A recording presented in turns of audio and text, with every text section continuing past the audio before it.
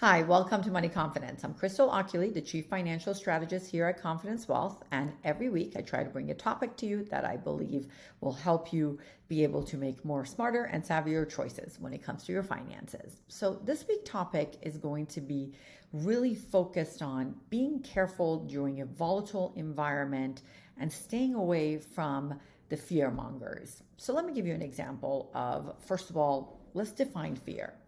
There is two kinds of fear, the healthy fear and unhealthy fear, right?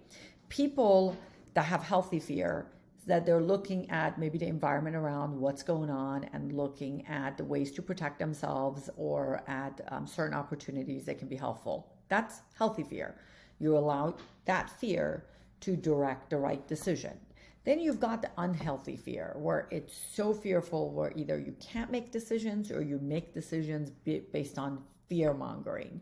And there are a lot of fear mongers during that time trying to get people that do make unhealthy, decisions when it comes to fear to do things that they should not really be doing in normal circumstances. So example, we know that the world is a little volatile. We know there are so many moving parts that are happening. And what happens is during environments, you all of a sudden have people that'll come out that are putting headlines out that says, world is coming to a crash. The economy is not going to work. Your 401k will fall apart.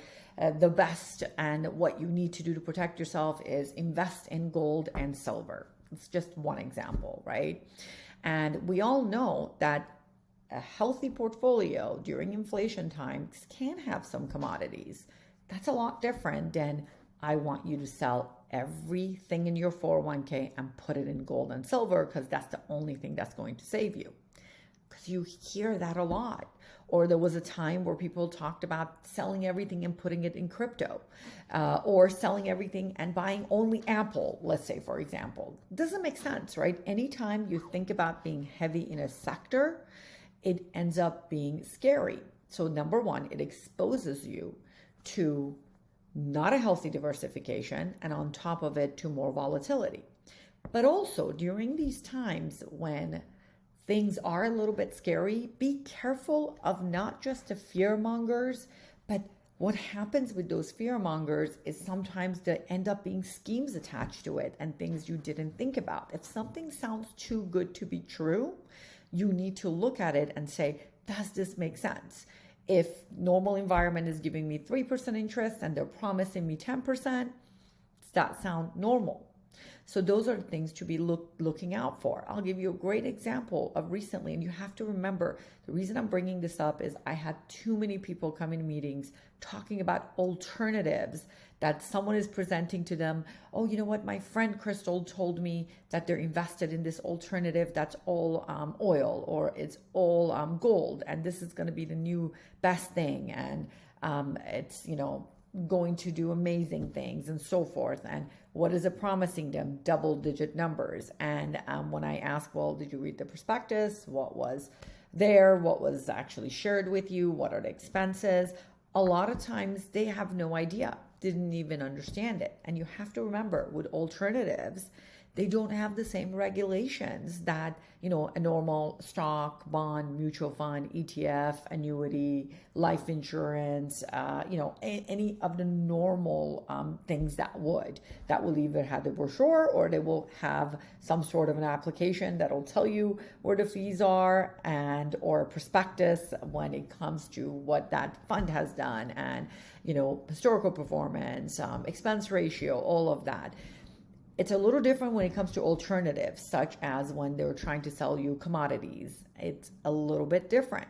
They don't require the same kind of openness because it might be private. Forget commodities for a second. Think about even alternatives, like it might be a private real estate investment that a bunch of people are going into as investors. They don't have to have the same reporting.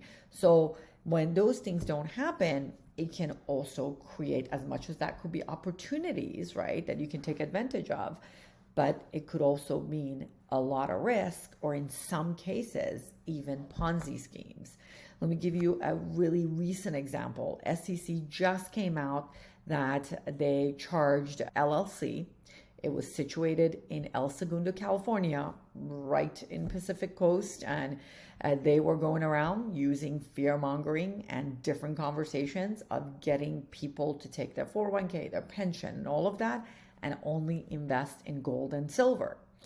And of course, they were saying, the fees are very low, whatever they were sharing, but really they were turning around and charging 130% in fees. So basically, on a $50 million that they were bringing to this gold and silver fund, they made $30 million on it. Just imagine what a markup that is for them to make that type of money on it. And on top of it, clearly, this ended up being fraudulent. And what they were promising was exactly what I was saying earlier.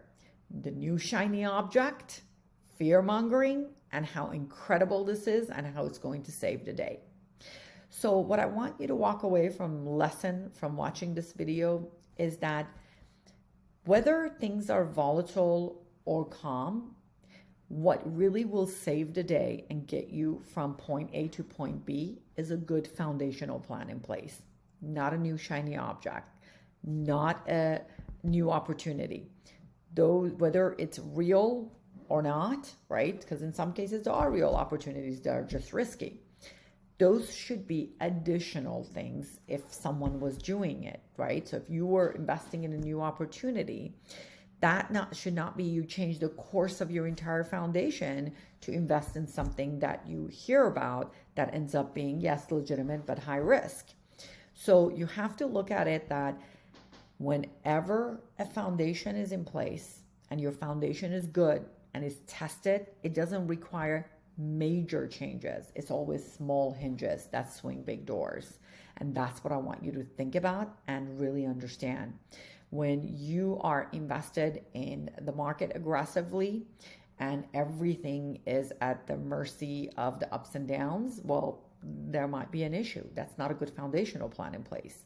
But if you have different buckets set up for different times with different risk numbers and different components, income component versus growth component, protected side versus the passive or active side that is going to be more on the market side, you really have to look and say, if I have a good combination of different things that are set up in a way that is going to sustain me, then I'm not going to be fearful against, short-term volatility that will come and go.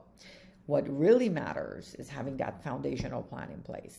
And if you're listening to this and you're like, Crystal, I don't know what you mean by the protected side or passive and active and diversified side, that just means maybe you don't have different buckets set up for different times, and it's important to address those. It's about having safety net in place. It's about having opportunities also in place. So it's all about the different pieces of the puzzle working well together. So if you're friends or family of our clients and you don't know if you have these things set up, feel free to reach out to us. We'll be happy to do an analysis and see where you stand. So that way your team can take a look at it. And if there's something that's just ambiguous or you can't find out what it is and there's risk involved, they can go ahead and address it with you before you actually do something and regret later. So until next time, think about what I said and remember healthy fear versus unhealthy way of reacting to fear and doing things that are a new shiny object. See you next week.